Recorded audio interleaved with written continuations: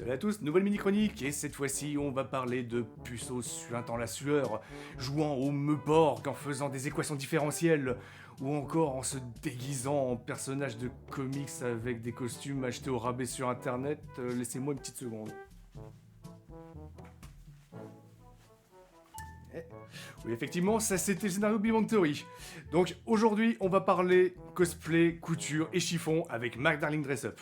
Gojo est un lycéen et souhaite depuis toujours devenir Kashidashi, un artisan de poupées traditionnelles japonaises comme son grand-père. Mais par peur des moqueries de ses camarades pour cette passion peu virile, il s'est toujours renfermé sur lui-même. Un jour, il fait la connaissance de Marine, une camarade de classe joviale et passionnée qui va découvrir par hasard, et non sans une certaine admiration, le secret de Gojo. Et constatant que ce dernier s'y connaît en couture, Marine va alors lui demander une faveur, l'aider à confectionner des tenues de cosplay. Et bah franchement, un excellent premier épisode. J'avais entendu de très très bonnes critiques sur le manga, bon, certes, essentiellement de la part de ma femme, mais ça n'empêche. Mais clairement, cet épisode m'a vraiment donné envie de m'intéresser à la version papier. Eh oh, connard, j'ai pas fini! Alors déjà, rien que visuellement, on a beau être sur un anime tranche de vie, on sent une véritable volonté de la part du studio de soigner l'animation. C'est fluide, c'est propre, le style du manga est parfaitement respecté, et la colorimétrie plutôt chatoyante a tendance à accentuer le côté radieux de Marine. Mais le plus intéressant dans cette série, ce sont clairement les différentes thématiques abordées. Alors d'un côté, on a le monde du cosplay, qui étonnamment jusque-là a été très peu, voire pas du tout exploité en anime ou en manga, d'autant que la série a l'air de vraiment se focus sur des éléments assez méconnus de ce milieu par le grand public, et de l'autre, alors un peu plus classique, mais pas inintéressant pour autant, à savoir le regard que les autres peuvent porter sur nos passions.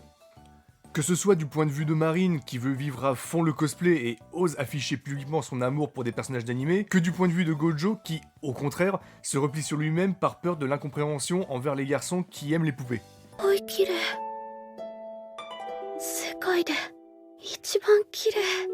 Ah, c'est beau la passion dans les yeux d'un enfant.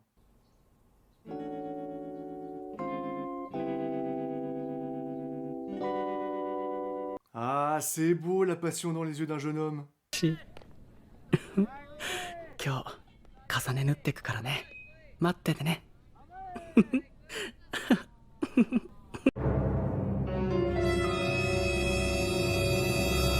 Ah, je vais tellement t'appeler un psy. Quoi, Gérald? Oui, je finis ça, Gérald, et on ira ensuite prendre une douche bien chaude.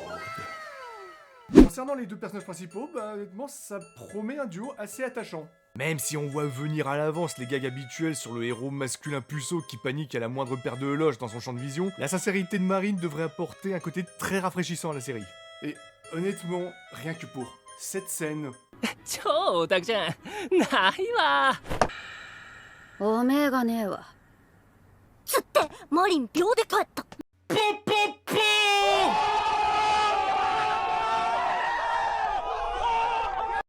Marine mérite toute ma sympathie. Bref, je ne peux que vous recommander de regarder Mike Darling Dress Up, ça fait partie des excellentes surprises de ce début d'année 2022. Sur ce, je n'ai plus qu'à vous souhaiter un excellent visionnage, je vous dis à la prochaine pour de nouvelles chroniques. Allez, des bisous.